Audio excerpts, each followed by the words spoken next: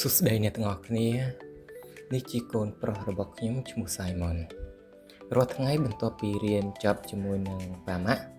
គាត់តែងតែស្វែងរកមិត្តភ័ក្តិសំណាប់ចិត្តរបស់គាត់គឺជាទន្សាយតូចមួយដែលគាត់កំពុងកាន់អោបថើបដែលទន្សាយនោះកំពុងតែ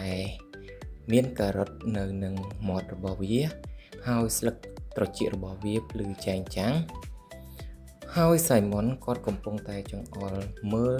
អក្សរផ្លែឈើសត្វគ្រប់ប្រភេទដែលនៅជ្រុងនៃជញ្ជាំងដូចជាកំពុងតែបង្រៀនសត្វទន្សាយតូចរបស់គាត់ផងដែរគ្មានអ្វីស្រស់ស្អាតជាងកូនតូចម្នាក់នេះដែលកំពុងតែស្វែងយល់អំពីការសិក្សានិងស្រឡាញ់ការសិក្សានោះឡើយ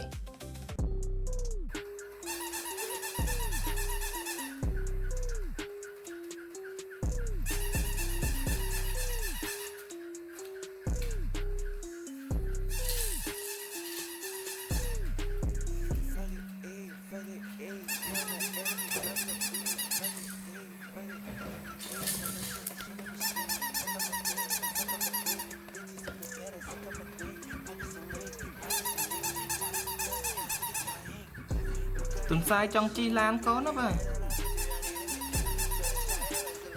ពីចេះមើលទន្សាយចង់ជិះឡានកូនណា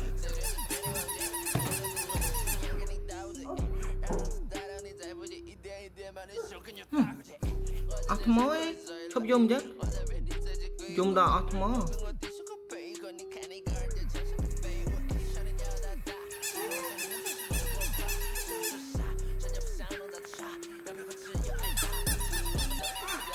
អូ